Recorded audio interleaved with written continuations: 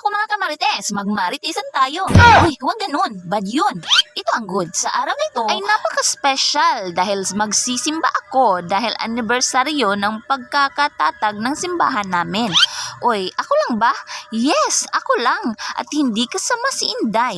Ay, bakit? Hoy, hayaan nyo naman ako mapag-isa. Charis lang. May magbabantay kasi kay Inday, kaya ako lang muna sa ngayon. At dahil nga napaka-special ng pupuntahan ko, kailangan maganda ang damit na susutin ko. Kaya lang, hindi ako makapag-decide kung ano ba talaga ang swak sa panlasa. Hoy, bakit ba naging pagkain? Kailangan kasi formal ang isusuot. Dapat hindi makikita ang mga dagko ng mga bukton at lampas tuhod ang taas ng damit. Gusto ko din kasi na komportable yung isusuot ko.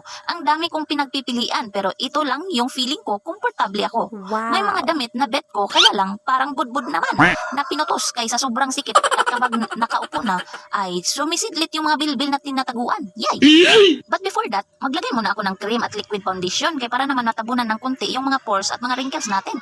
At dahil naubusan ako ng oras sa tagal ko mag-drawing sa aking mukha, i-fast forward na natin kahit parang la white lady na ang mukha natin.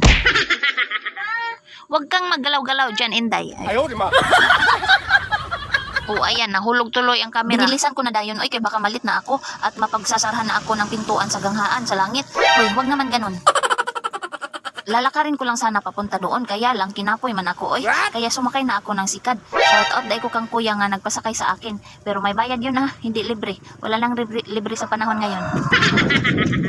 At nung makarating na ako ay tamang-tama, wala pang tao. Kaya nagpicture-picture muna kami kasama ng pamangkin ko.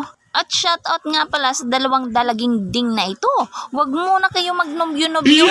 Study first lang muna sa gyud. Huwag kayong maggaya-gaya sa ante nyo. Hoy, kalain. At dahil nga mabait ako, may tungkulin akong ginagampanan sa aming simbahan. Hoy, for the go! Ito lang ang panlaban ko sa mga kasamaan dito sa sanlibutan. Huy, delikado. Pero hindi ko na ipinakita sa inyo kung anong ginagawa namin kaya hindi man pwede ipakita. So alas 2 na nga pala ng hapon kami natapos sa aming tungkuling ginagampanan.